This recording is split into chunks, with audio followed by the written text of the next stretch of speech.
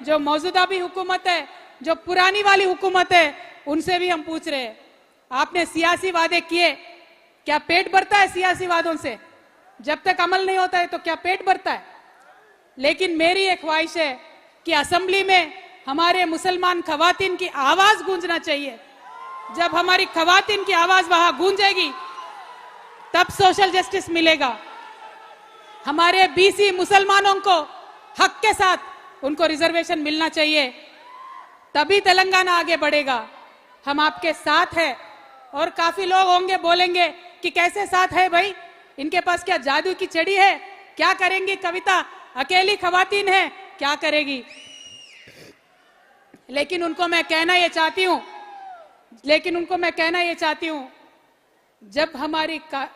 जब हमारी काफिला अज़्मो यकीन के साथ निकलेगी,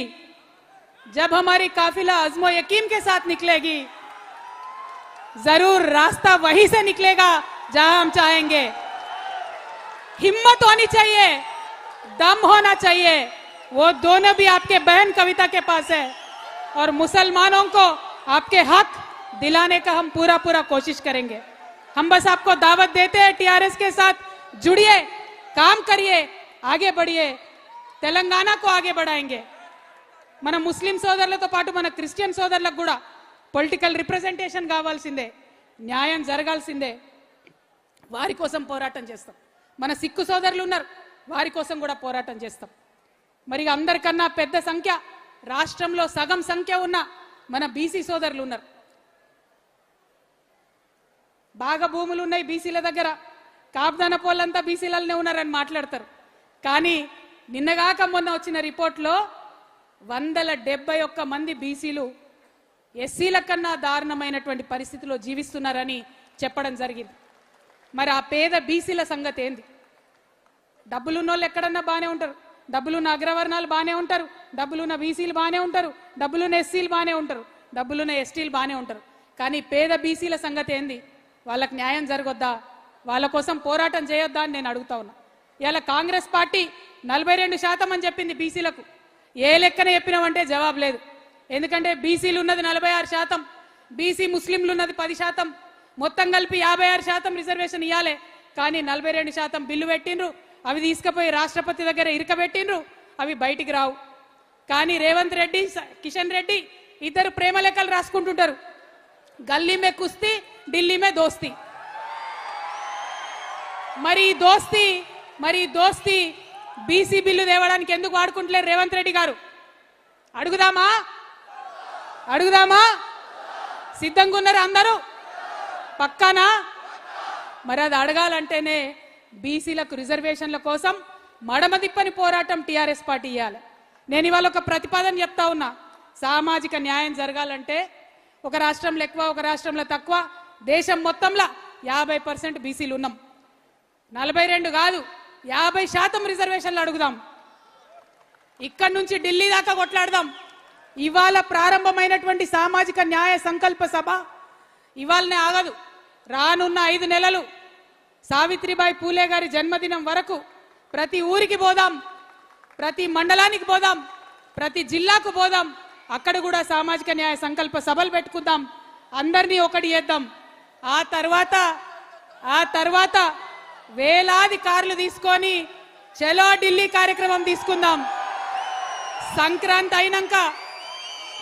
సంక్రాంతి పండుగ అయినాక బడ్జెట్ సెషన్ ఉంటుంది ఢిల్లీలో।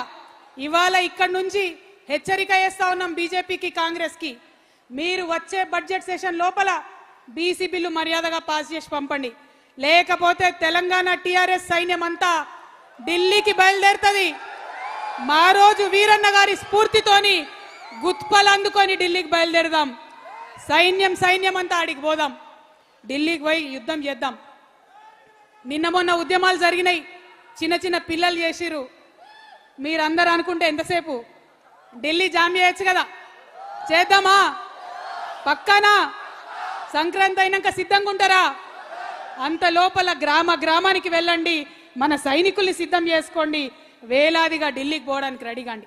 మళ్ళా వచ్చే సంవత్సరం మళ్ళా ఆగస్టు 6 రోజు జయశంకర్ సార్ పుట్టినరోజు నాడు మళ్ళీ కలుద్దాం, ఆనాడు మళ్ళీ సమీక్షించుకుందాం, మనం సామాజిక న్యాయ పోరాటం ఏదైతే తీసుకున్నామో ఆ సంకల్పంలో ఎన్ని అడుగులు ముందట పడ్డాయి ఆలోచన చేసుకుందాం. ఇంకా చేయాల్సింది ఏముంది సమీక్ష చేసుకుందాం. దేశవ్యాప్తంగా సామాజిక న్యాయం కోసం ఉద్యమాలు చేసేటటువంటి అన్ని పార్టీలతోని కలిసి పనిచేద్దాం. అన్ని వ్యక్తుల్ని అందరి శక్తుల్ని కలుపుకుందాం. ఊరూరా ఉద్యమ జెండా ఎగరేద్దాం. సామాజిక న్యాయ తెలంగాణను సాధించి తీరుదాం. సామాజిక న్యాయ తెలంగాణ సాధిస్తేనే తెచ్చుకున్న తెలంగాణకు అర్థం ఉంటుంది. ప్రొఫెసర్ జయశంకర్ గారు నాకు పదే పదే చెప్పేవాళ్ళు, తెలంగాణ రావాలి, తెలంగాణలో సామాజిక న్యాయం జరగాలి. కానీ ఆనాడున్న పరిస్థితుల్లో అనేక మంది ఆంధ్ర నాయకులతో కొట్లాడాల్సిన సందర్భంలో రెండు కలిసి ఒకటేసారి ఉద్యమాలు చేసే పరిస్థితి లేకుండే, జమిలీ ఉద్యమాలు చేసే పరిస్థితి లేకుండే. అందుకే జయశంకర్ సార్ ఒకటే మాట చెప్పారు, కవిత తెలంగాణ రావాలి, వచ్చిన తర్వాత సామాజిక న్యాయం కోసం కొట్లాడాలి. ఎట్లా అయితే తెలంగాణ రాకముందు ఇప్పుడు బతుకమ్మ ఎత్తుకొని తిరుగుతున్నావో, తెలంగాణ వచ్చినాక సామాజిక న్యాయం అనే బోనం అంతే పవిత్రంగా ఎత్తుకొని ఊరూరా తిరగాలని ప్రొఫెసర్ జయశంకర్ గారు అనేక పర్యాయాలు నాకు చెప్పిండ్రు. ఆయన చెప్తే ఆదేశంలాగా ఉండదు, ఆయన చెప్తే అమ్మ గోరుముద్దలు తినిపించినట్టు చెప్తాడు. అట్లా చెప్పిండు కాబట్టే ఆ సార్ అంటే నాకు అంత ప్రేమ. అందుకే నేను ఇవాళ మీ అందరినీ రిక్వెస్ట్ చేస్తా ఉన్నా, ఆ సార్ విగ్రహాన్ని ట్యాంక్ బండ్ మీద నిలబెట్టుకోవాలి.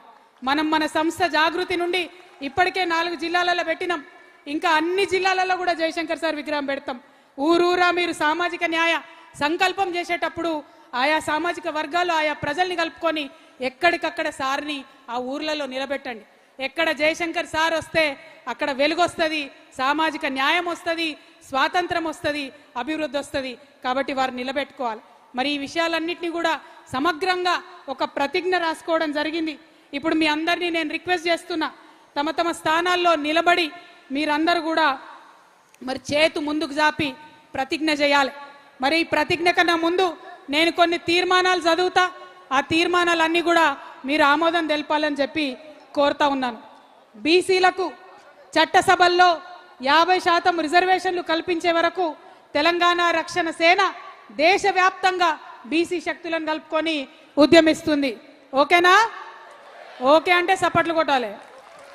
మహాత్మా జ్యోతిబా పూలే, సావిత్రిబాయి పూలే దంపతులకు ఇప్పటి వరకు భారతరత్న ఇవ్వలేదు, కాబట్టి భారతరత్న ఇవ్వాలని ఈ సభ తీర్మానం చేస్తుంది. ఇవ్వాలనా వద్దా? మరి సపట్లు కొట్టరేమే.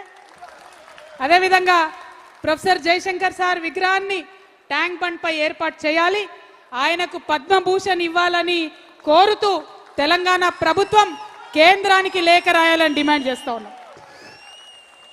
రాజ్యాంగబద్ధంగా ఎస్సీలకు దక్కాల్సిన నిధుల్లో ₹1 కూడా పక్కదారి పట్టకుండా చర్యలు చేపట్టాలి. ప్రతి రూపాయి ఎస్సీల అభ్యున్నతి కోసమే ఖర్చు చేయాలని ఈ సభ తీర్మానం చేస్తా ఉన్నది. కేంద్ర రాష్ట్ర ప్రభుత్వాల్లో ఖాళీగా ఉన్న ఎస్సీ ఎస్టీ బ్యాక్లాగ్ ఉద్యోగాలన్నీ భర్తీ చేసేందుకు ప్రత్యేక నోటిఫికేషన్ ఇవ్వాలని ఈ సభ తీర్మానం చేస్తుంది. ఏమైంది? అలసిపోయారా? ఆదివాసీలకు